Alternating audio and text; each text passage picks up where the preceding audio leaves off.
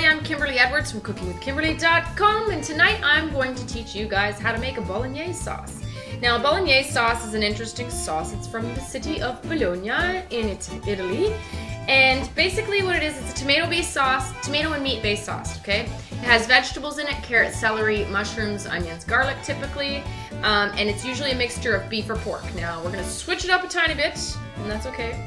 It's also usually made for the long pastas, more so than the tagliatelle more than anything, and that was the reason why they started it. But tonight, again, I'm going to do it differently. We're going to use short pasta. We're using penne for dinner, but I'm just showing you how to do the sauce right now. As my pasta is boiling over. One second. So yeah, you can use any pasta you'd like. You can use long, the short, whatever, okay? Tonight we're using the penne, no big deal. Also, the switch up, we're not going to be using beef. Tonight we're using ground chicken instead of beef, and you don't have to. You can use beef if you want to. I just happen to have some really nice lean ground chicken that I bought today. And I'm going to use mushrooms and carrots and celery. No onions or garlic tonight. A little bit different. But we are going to switch it up with, instead of using all olive oil just to get things going, we're going to use some bacon fat. And that's very typical to use bacon or pancetta or something of that nature, some pork-based, you know, breakfast-style meat. So, into the pan is going to go a little bit of bacon fat, and that's going to help me brown up my ground chicken.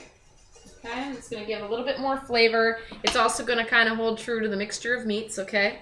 If you want, throw some slices of bacon in and get that ready, prepared beforehand too. And then you can just add that to it. Bacon is usually a staple in Bolognese sauces.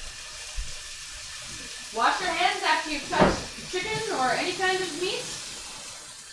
Okay, so I'm browning up my meat. I'm just moving it around with a nice, wooden spoon or a paddle or a spatula or something. And you're just going to do the basics, okay? You're going to put some pepper, freshly cracked if you like. You may put a little salt in there if you like, but I usually wait until the ends of my sauces to re-season everything and make sure that everything's salty enough. I'm also going to put a bay leaf in here.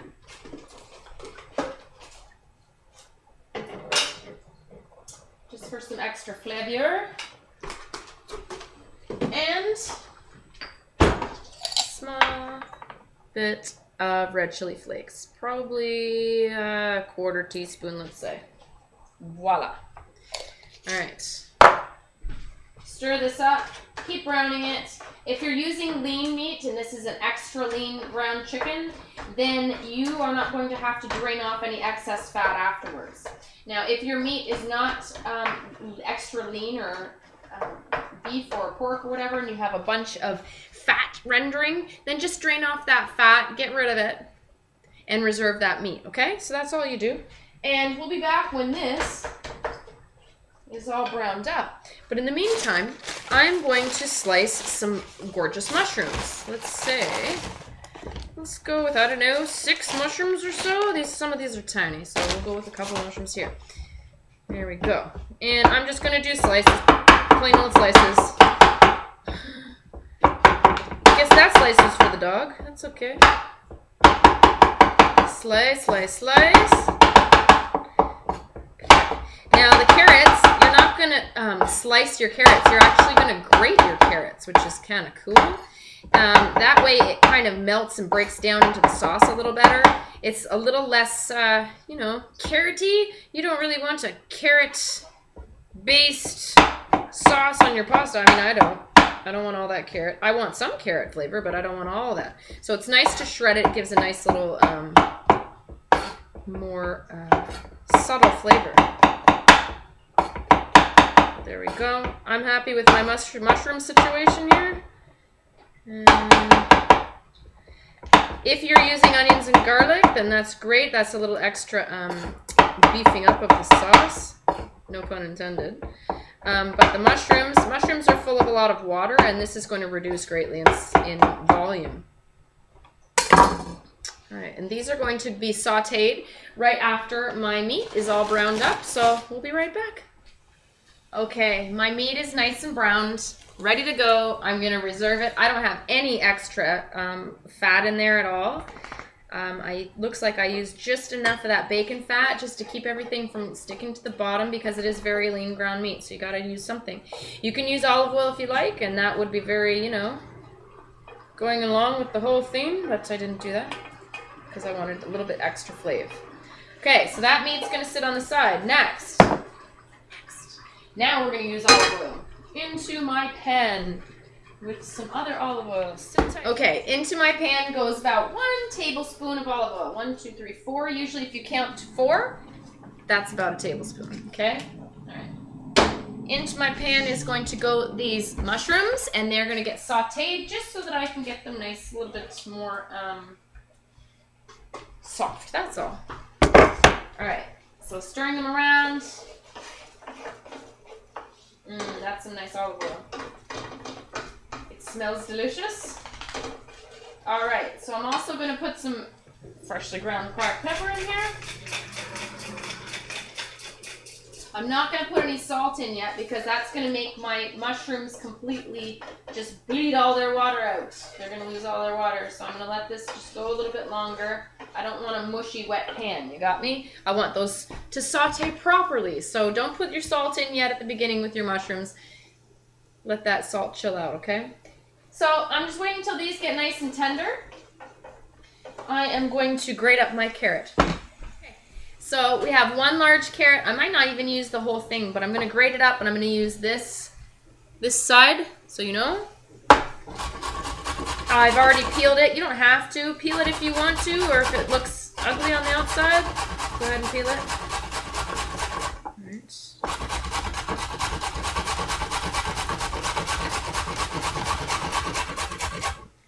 There's no tips for this except keep your fingers out of this thing.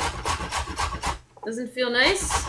Okay, that's plenty. I don't even know if I'm going to need all that. Okay. Beautiful. I'm going to put that with my celery. All right, I've already chopped up my celery, 1 stalk of celery. And there's the rest is my carrot. Now this isn't going to get sauteed. This is actually just going to go into the sauce. Once you add everything into it all together, the meat and the tomatoes and the veggies and stuff, it's all going to just go together for like an hour if you can do it. 1.5 hours would even be kind of cool. But it's unnecessary as long as it tastes the way you want it to, and those carrots are nice and, you know, they're tender. They're shredded, so they don't take very much time in that sauce, okay? So now I'm just waiting for these mushrooms, and then we're going to assemble. I have 1 can of tomatoes that I'm going to use. You can use fresh if you like to, but hey, I'm going to use the whole can of tomatoes, and I'm going to squeeze them up. That means, you know, we're going to have a nice tomatoey sauce. I have a little bit of tomato paste as well. You're going to get a little bit of that in there. And then we're going to season it up with our, you know, our different herbs. So sit tight. All right, now we're cooking with fire, guys. Here we go. We're going to put everything in this pot. Okay, everything that needs to go in this frying pan, I'm sorry, we're going to let that go and reduce for a little bit, for about an hour. We're going to do it on nice and slow. So we're going to add this meat back. We have the mushrooms that are already nice and done.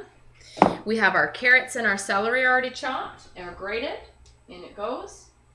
Now would be the time to add your onions and garlic if you have it. I'm also going to add 1/2 cup of white wine and 1/2 cup of chicken stock, and that's what I have in here. So that's 1 cup of liquid.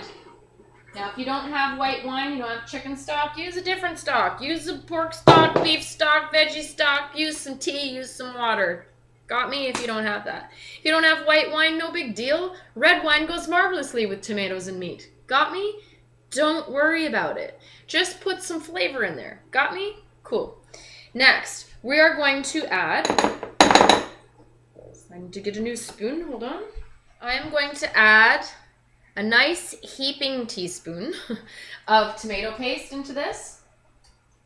Okay, maybe 2 of them. Let's do 2. We're going to put 2. All right.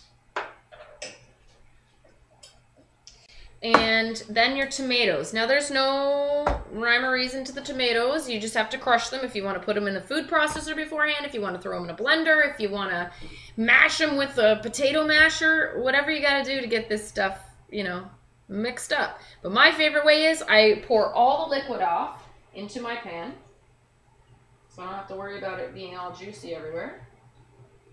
leaving my whole tomatoes in here. And then I take a tomato one by one, and ever so carefully and gently, I squeeze and crush it through my fingers, which are the best tools you'll ever see or own. Squeeze them through your fingers until they're all crushed up. Okay, it doesn't have to be perfect because they're just going to break down into the sauce, especially if you're going to go for an hour. So you're just going to repeat that with the rest of these bad boys. Okay, everybody, now we have to put some seasoning in, okay? Now, we could go all separate, right? We could do basil and oregano, and you could use sage or savory or thyme or rosemary, any of that fresh, okay, if you want to. Or you can use dried. We're going for about an hour with this sauce, so you can use some dried stuff and be all right. You got me? And that's what we're going to do. So we're going to use some dried spices. And instead of using each and individual ones of those spices and shaking them in, I have a combination of all those things right here in Italian seasoning. Now, you can go to the store and you can pick this up, Italian seasoning. It's already mixed for you. Perfectly. Got me? Use it. Okay, we're going to use about a teaspoon, okay, not a heaping teaspoon, just a regular old teaspoon of spice, okay, into the pan. It goes. Now, if you want to add more chili flake at this time, feel free. Or you could, and probably should, wait till the end to test the spiciness, the pepper, the salt, and how spicy it is heat-wise with the chilies, okay? So this is just going to get stirred, all right? And we're going to allow this just to simmer, gently simmer, for approximately an hour, okay? You're going to, every now and again, come in here and stir this, make sure it's not sticking. I prefer to do this kind of sauce on my gas stove because it doesn't stick to the bottom as much. It allows me to simmer at a much better rate. And that's it, that's all. So here we go. I'll see you guys in about an hour, I guess, when this is all reduced down. All right. Have fun. Okay, everybody, here's the moment of truth. The sauce is done. It's been going for just over an hour. The liquid content in it is just the way I want it to be. If you let it go a little too far, add some liquid, add some water. You can add some tea if you want to, whatever, some chicken stock if you like. But I like it like this, so I'm happy. Now, if it's too runny, let it go a little bit longer. Want to try it? Mom? Grab yourself a fork while you're over there. Or here, have a spoon right here. Have this. It's super duper hot, though. Please blow on it. It's super hot.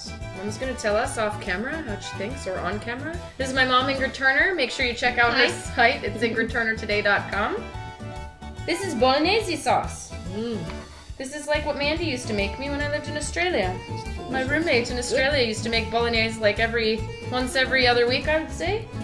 Spaghetti bolognese. That's really good, Kim. You like that? You've never had that? No.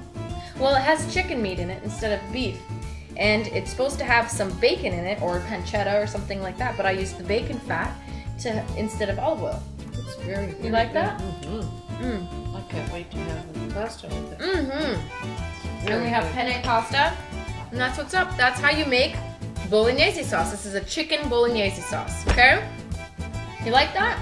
Love it. Awesome, guys. Make sure you experiment with the different flavors. You can add the onion and garlic. You can add more spices if you want to. You can add fresh parsley now at this point, which is what I'm going to do on top of our bowls with the penne. And it's ready to go, basically. So you just scoop this on top of your pasta. Heat the pasta up, and then scoop this on top. And that's it, that's all. That's your meat, that's your sauce, that's your everything.